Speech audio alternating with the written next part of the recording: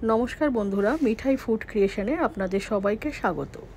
आज आमी पयला बैशाख उपलक्षे आपनादेरके बानिये देखाबो सम्पूर्ण नतून पद्धतिते डाब मालाई इलिश बा इलिशेर मालाइकारी। बांगालिर भुरी भोजेर आर एक अन्यतम दिन बोलते पारेन एई पयला बैशाख। एछाड़ा जे कोनो अनुष्ठाने बा बाड़ीते अतिथि एले अनायासेई एई रेसिपिटी आपनारा तैरी करे खाওয়াতে पारेन। इलिशेर जे कोनो रेसिपि खूब सुस्वादु सेटा बलार अपेक्षा राखे ना। आशा करी आमार এই ভিডিও আপনাদের খুবই ভালো লাগবে।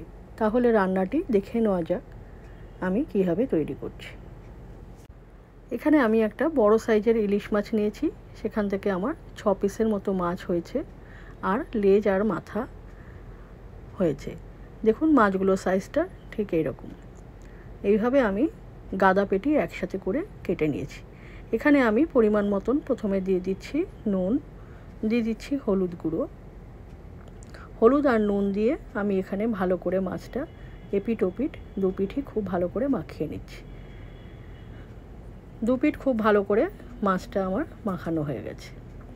এবার এখানে আমি রান্নাটা করার জন্য একটা ডাব আমি দোকান থেকে কাটিয়ে নিয়ে এসেছি।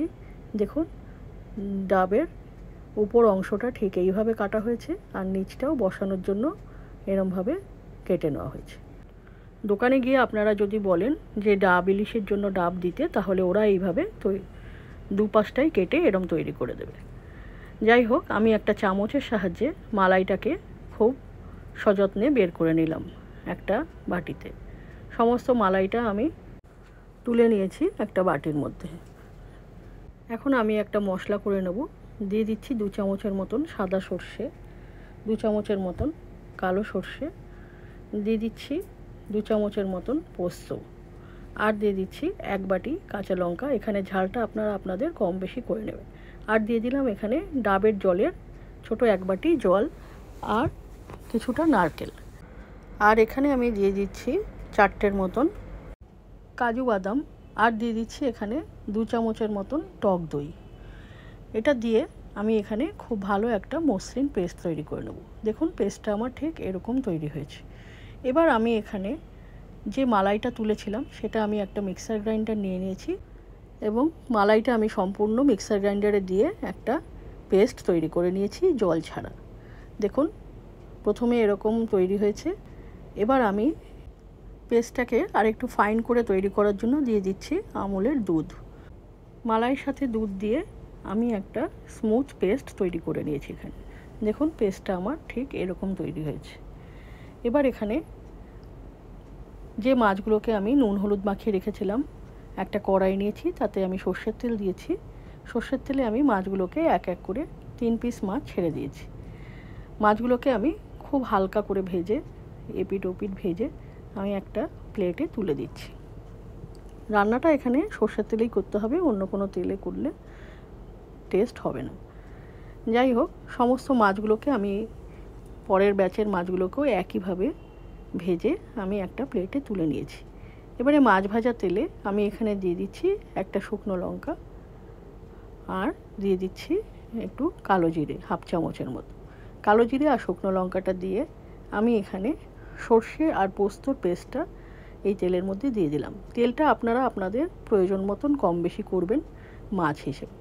যাই হোক, এবারে সমস্ত মশলার পেস্টটা দিয়ে আমি এখানে খুব ভালো করে নাড়িয়ে চাড়িয়ে তেলের সঙ্গে মিশিয়ে দিচ্ছি। খুব ভালো করে নাড়িয়ে চাড়িয়ে কষিয়ে নিতে হবে মশলাটা।